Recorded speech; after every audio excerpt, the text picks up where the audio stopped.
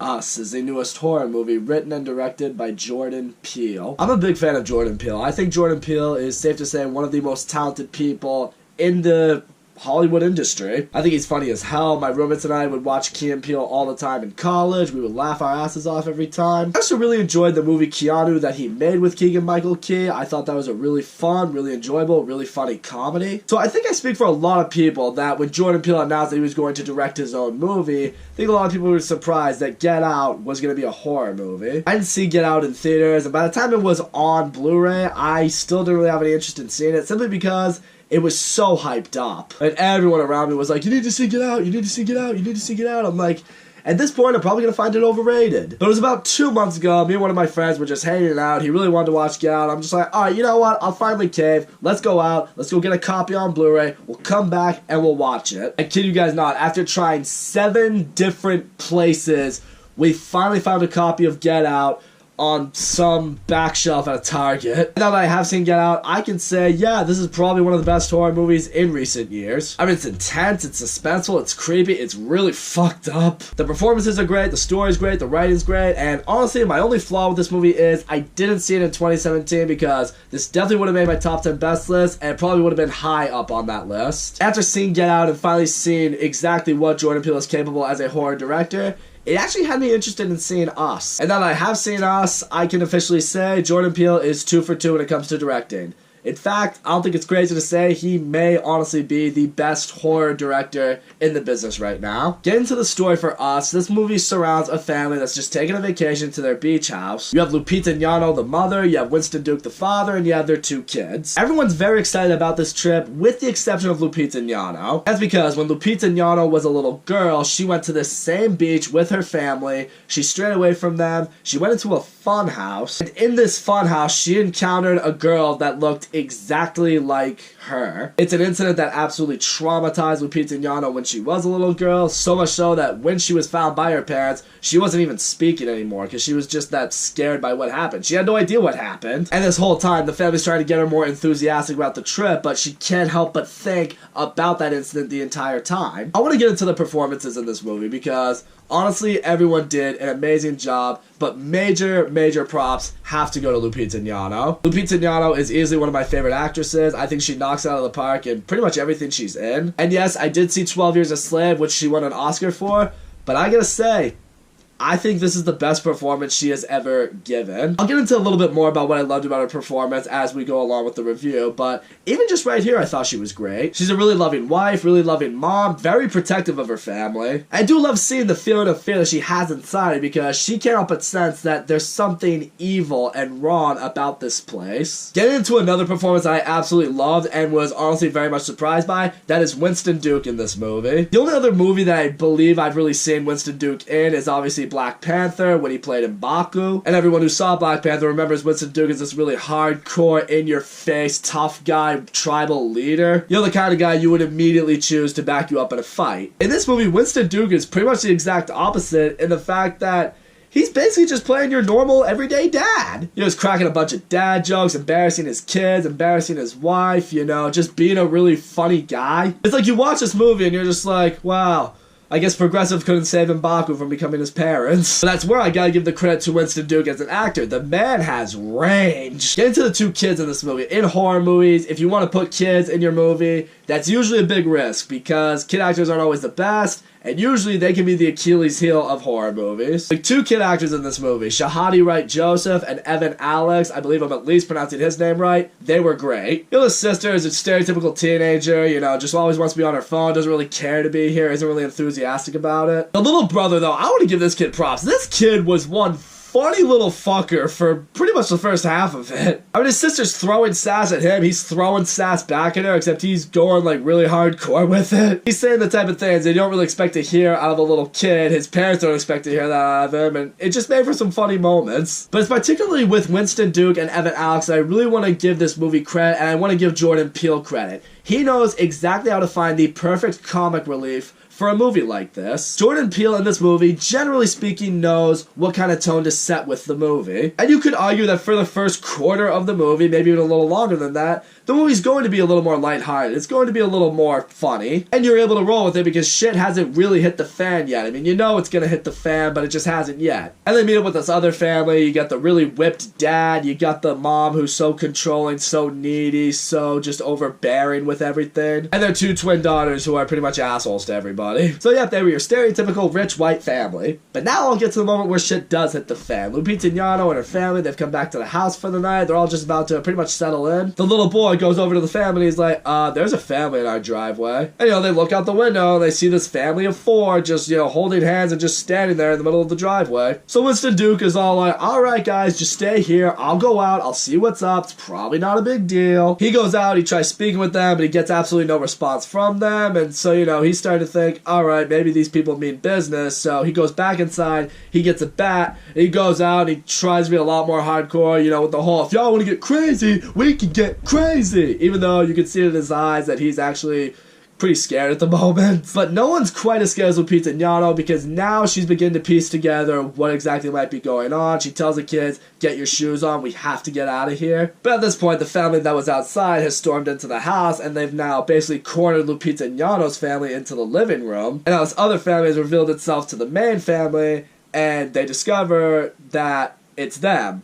Or, as the young boy put it, it's us. It's these evil clones of themselves. They're wearing all red. They've broken into the house. They all have scissors. And now this is where the tone of the movie really does officially shift to horror. I mean, it had some creepy moments, during the beginning a little bit. But this is where it completely shifts to horror, pretty much. And this is where I want to give further credit to the actors in this movie because they had to play two different people. They had to play their real selves, and then they had to play the evil clones of themselves. But like I said earlier, Lupita Nyong'o is amazing in this movie, and this right here is where you really see how great she is in this movie. Because I gotta say, Lupita Nyong'o, when she plays her opposite self, her evil self, this is where some of the creepiest moments just happen in the movie. Because really, it's not necessarily anything that Lupita Nyong'o's evil clone does. It's just the way she acts. It's what she says. It's how she says it. Like, it's right around this point, after the clone family has revealed itself to the real family, Lupita Nyong'o's clone starts giving this really intense, really creepy monologue. Because she speaks with a really weak, raspy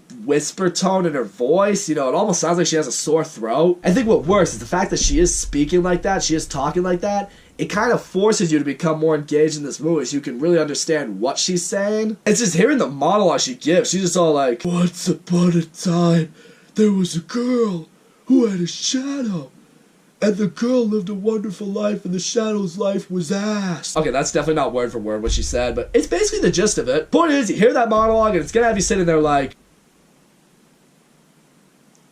this woman's not well. But I do gotta say, right here in this moment, we got one of the flaws that I did have with this movie.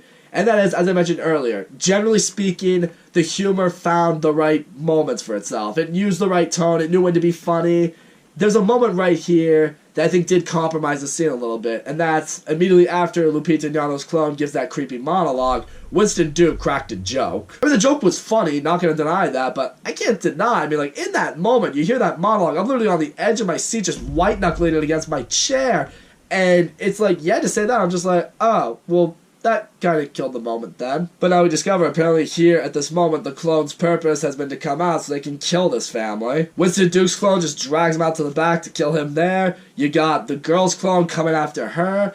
And now you got the little boy's clone literally taking the son into the closet to play with him. And Lupita Nyong'o's clone just has Lupita Nyong'o chained to the table in the living room, and she's just gonna toy with her a little bit more. Eventually Winston Duke's able to kill his clone out on the boat that they have, but what I want to get to right here is a little more props I want to give to the kid actors. Well, not necessarily the kid actors, the kid characters, I should say. Because these kid actors, they're a lot smarter than you think they might be. The girl's just trying to run away from her clone entirely, but what I like seeing with the clone is the clone, it never chases after her, it just walks towards her. It's your stereotypical horror movie cliche, the monster, the demon, whatever it is, it almost never runs towards you, it just walks to you, but That's almost what the frightening part is. It never feels the need to run at you. But eventually she's able to distract it, able to get away from it. But it's right here, when the little boy is interacting with his clone, he begins to notice that his clone is basically mirroring everything he does. And so the young boy, he begins to think, oh, maybe I can mess with him a little bit. So he distracts him with a magic trick, locks him in the closet, he gets away. Lupita Nyong'o escapes her clone, they all get into the boat, they all just get away from this family. They're like, alright, let's go to the white friends that we have and maybe they can help us out. Only for us to discover that when we shift over to the white family,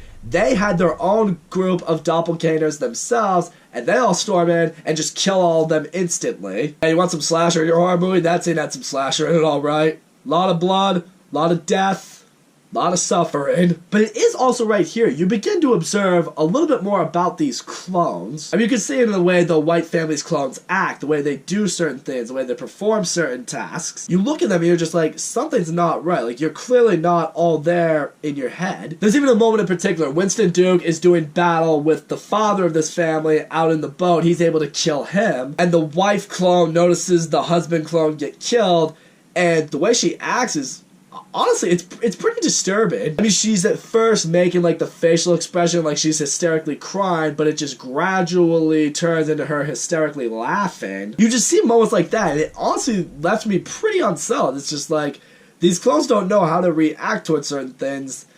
That's what's creepy. Eventually, the main family is able to kill this set of clones, and now they turn on the TV, and they see that this is apparently happening everywhere. We find out that these clones are basically known as the Tethered, and they've all come out and they've just started killing everyone they can find. After they've done that, they all just start joining hands around the world, which is basically, I think, supposed to be a reference to Hands Across America, which to my knowledge was meant to be the maybe main message that Jordan Peele wanted to subtly get across with this movie. But again, it's right here in this moment where the movie did kind of compromise this pretty intense scene with some humor, because it's right at this point they've discovered what everything is. It's really intense. Lupita Nyong'o's all like, we have to kill them before they kill us, because they're thinking to themselves like, they look like us, they think like us, they can find us. We have to keep moving. And then Winston Duke throws out the idea, it's like, why don't we just booby trap the house like Home Alone? And then the daughter looked at me and went, what's Home Alone? And that had me sitting there like, I wasn't as much face palming to the joke that was made. It's more so by the fact that this girl didn't know what Home Alone was.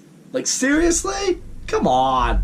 Everyone knows what Home Alone is. But anyways, after they kill the girl's clone, they all eventually finally make it back to their home, except here, they see that their car is on fire, and the little boy's clone is standing there just waiting for them. But again, this little boy, he's clever, and he's like, this is a trap, let me deal with this. And he just starts walking backwards, which, you know, the clone mirrors, so the clone just walks into the fire and gets killed. But now it's right at this point, Lupita Nyong'o's clone, who's now the only surviving one of the family, she abducts the little boy. Lupita Nyong'o's now going after her, and Lupita Nyong'o knows that her clone probably took Jason into the fun house, so she has to go back into there. And it's as she does a little more exploring, she discovers that this fun house does indeed lead to the sewers, where she discovers all these rabbits, all these, you know, basically classroom looking places, just a very, very unique setting. It's right here she confronts her clone, and her clone explains to her how apparently the US government wanted to try to control the population by cloning them, but I guess the clones obviously didn't work out, so they were just abandoned into the sewers. But apparently because the clones and their original selves apparently share the same soul,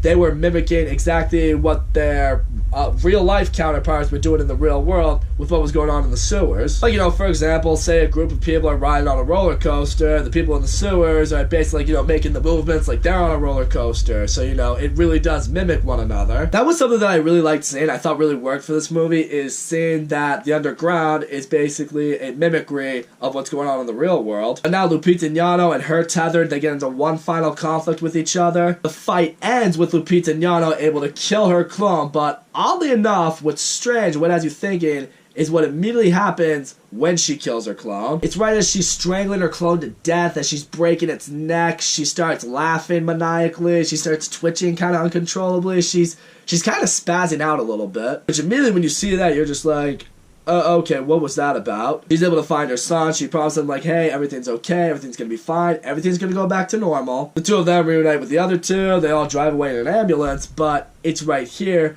Lupita Nyong'o's memories start to become more clear. She thinks back to the very first night that she met her doppelganger in the funhouse when she was a little girl, but now she remembers exactly what happened. It turns out when the real Lupita Nyong'o met the clone Lupita Nyong'o in the funhouse, it turns out the clone had choked the real-life Lupita Nyong'o out, and when they were little girls, the clone dragged her into the sewer, brought her to a bunk bed, chained her to the bunk bed, at which point the clone traded clothes with the real Lupita Nyong'o, left her abandoned there in the underground, where she went back to her family, which now explains why when she went back to her family she seemed really traumatized. She wasn't even talking because the clones can't talk. And through observing her parents, through observing real life, she eventually learned to talk. She learned how to appear normal. And once all that clicks with you, you realize, oh, holy shit, the real life Lupita Nyong'o is actually the clone Lupita Nyong'o. That's why the clone Lupita Nyong'o in this movie can talk. That's why she's coming after her, because she basically stole her life.